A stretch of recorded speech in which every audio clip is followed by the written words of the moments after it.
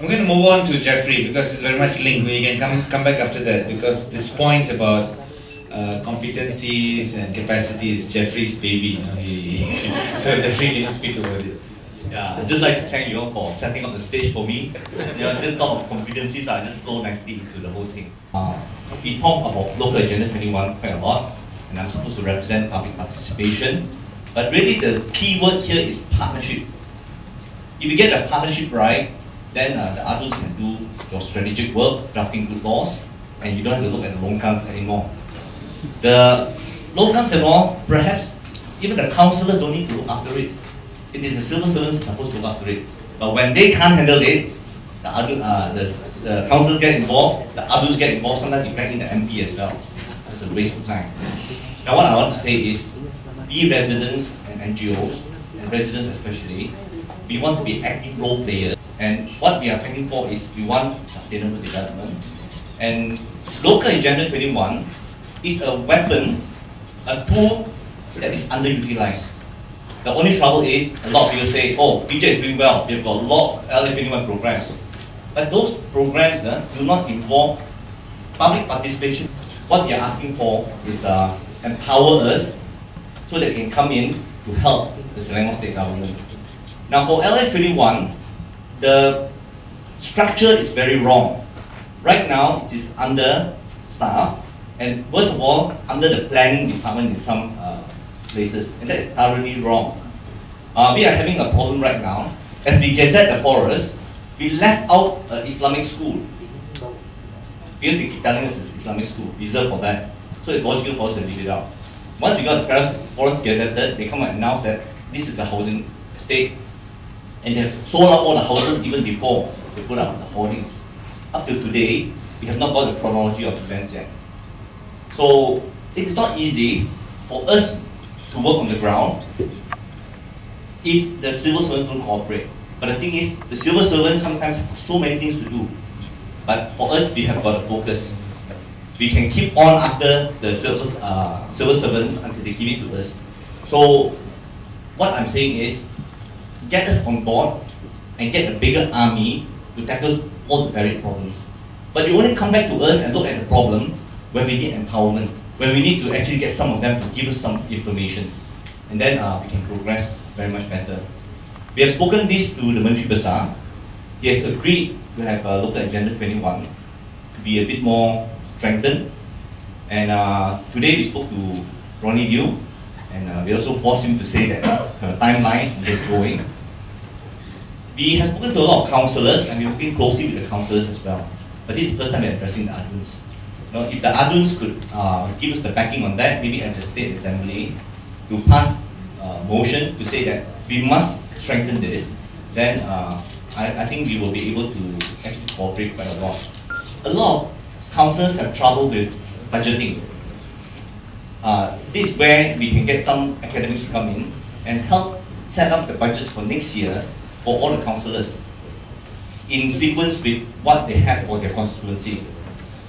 And we can help them to understand the budget better so that they do not just accept budgets that are presented to them. Now, with a good budget, the next year they're empowered, even the councillors are empowered to do the right thing.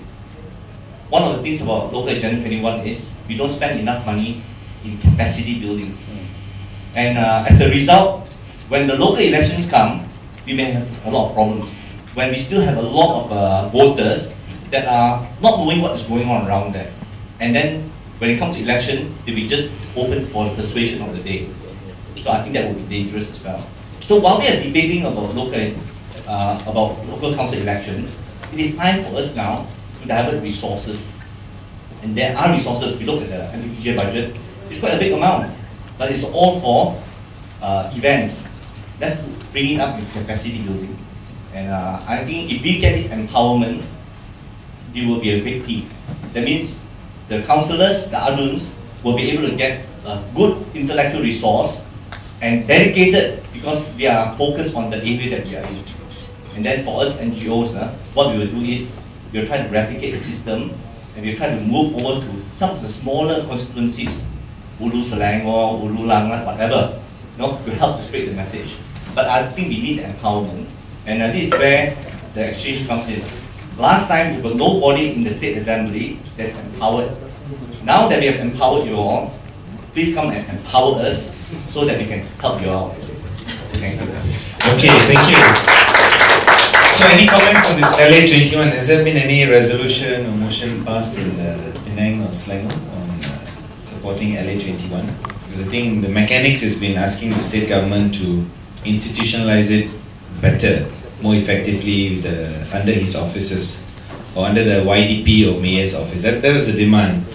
And it's talking about sustainable development. It has a very big component on partnership, on participation of communities for this sustainable development. I think my involvement with LA21, I think as Jeffrey knows, has been from its inception. And I'm now currently, I don't know for how long, the chairman for LA21 in MPPJ. And I made some questions, gave some questions to MPPJ last year, questioning about the budget.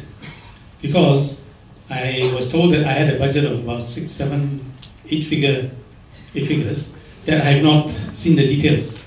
I've asked for it, but having been caught up in the day-to-day running of the Adun's office, I have not had the opportunity to pursue the matter.